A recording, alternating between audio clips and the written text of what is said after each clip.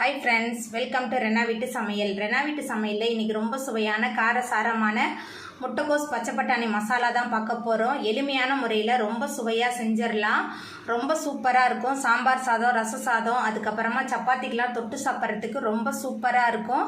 இது மயிலாடுதுறையில் பெரும்பாலும் எல்லா வீட்லேயும் செய்வாங்க. எங்கள் அம்மா அடிக்கடி செய்வாங்க. அந்த சுவையான முட்டைகோஸ் பச்சை பட்டாணி மசாலா எப்படி செய்கிறதுன்னு வாங்க பார்த்துடலாம். முட்டைகோஸ் பச்சை பட்டாணி மசாலா பண்ண போகிறோம். அதுக்கு முதல்ல 3 ஸ்பூன் அளவுக்கு எண்ணெய் சேர்த்துக்கலாம். எண்ணெய் சூடாகி வரட்டும்.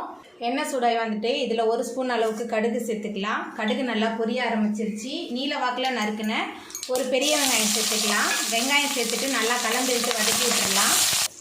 வெங்காயம் சேர்த்துட்டு நல்லா கலந்து விட்டு வதக்கியாச்சு. அதுக்கப்புறமா இதில் 1 டேபிள் ஸ்பூன் அளவுக்கு இஞ்சி பூண்டு விழுது சேர்த்துடலாம். இஞ்சி பூண்டோட பச்சை வாசனை போகிற அளவுக்கு நல்லா கலந்து விட்டு வதக்கி விட்டுடலாம். இஞ்சி பூண்டோட பச்சை வாசனை போகிற அளவுக்கு நல்லா கலந்து விட்டு வதக்கியாச்சு.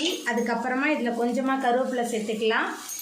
அதுக்கப்புறமா முதல் நாள் இரவே ஊற வச்சு வேக வச்சுருக்கிற பச்சை பட்டாணி சேர்த்துக்கலாம். அந்த தண்ணியோடையே தான் சேர்க்குறேன்.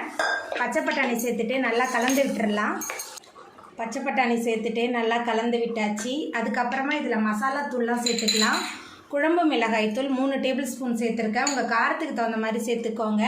காரமான தனி மிளகாய் தூள் 1 ஸ்பூன் அளவுக்கு, அதுக்கப்புறமா மஞ்சத்தூள் 1/2 ஸ்பூன் அளவுக்கு சேர்த்துக்கலாம். சேர்த்துட்டு நல்லா கலந்து விட்டு வதக்கிடலாம். நான் பச்சை பட்டாணி வேக வைக்கும் போதே கொஞ்சம் உப்பு சேர்த்து தான் வேக வச்சுருக்கேன். பச்சை பட்டாணி மசாலா தூள்லாம் சேர்த்துட்டு நல்லா கலந்து விட்டாச்சு. அதுக்கப்புறமா நம்ம நறுக்கி வச்சுருக்கிற முட்டைக்கோஸ் சேர்த்துக்கலாம். முட்டைக்கோஸ் சேர்த்துட்டு கூடவே இந்த முட்டைக்கோஸுக்கு தேவையான அளவுக்கு கல் உப்பு சேர்த்துக்கலாம். சேர்த்துட்டு நல்லா கலந்து விட்டுறலாம். நீங்கள் நான்வெஜ் சாப்பிட்றவங்களா இருந்தால் இந்த முட்டைக்கோஸ் பச்சை பட்டாணி கலவையில் குடல் அதுக்கப்புறமா ஈரல் சேர்த்து சமைச்சு பாருங்கள். ரொம்ப ரொம்ப சூப்பராக இருக்கும். மயிலாடுதுறை பக்கங்களில் பெரும்பாலும் இந்த முறையில் செய்வாங்க. ரொம்ப சுவையாக இருக்கும். சாம்பார் சாதம், ரச சாதத்துக்கெலாம் தொட்டு சாப்பிட்லாம். சாயத்தோடு கலந்து சாப்பிட்லாம். அதுக்கப்புறமா மத்தியானத்துக்கு கொஞ்சம் கூட செஞ்சு வச்சுக்கிட்டோமா நைட்டு டின்னருக்கு சப்பாத்தி கூட தொட்டு சாப்பிட்றதுக்கு ரொம்ப சூப்பராக இருக்கும். ஒரு முறை இந்த முறையில் நீங்கள் ட்ரை பண்ணி பாருங்கள். முட்டைக்கோஸ்லாம் பச்சை பட்டாணியோடு சேர்ந்து நல்லா கலந்து வதங்கி வெந்து வந்துருச்சு. அதுக்கப்புறமா இதில் வேக வச்சுருக்கிற 2 உருளைக்கிழங்கு சேர்த்துடலாம். உருளைக்கிழங்கு வேக வச்சு மசிச்சு வச்சுருந்தேன். உருளைக்கிழங்கு சேர்த்துட்டு நல்லா கலந்து விட்டுடலாம்.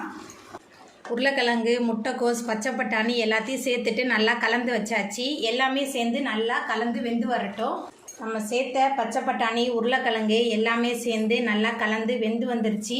அதுக்கப்புறமா இதில் மேலால் கொஞ்சமாக பச்சை கருவேப்பிலை, மேலால் கொஞ்சமாக மல்லித்தலை தூவிட்டு நல்லா கலந்து விட்டுட்டு நம்ம அடுப்பை ஆஃப் பண்ணிடலாம்.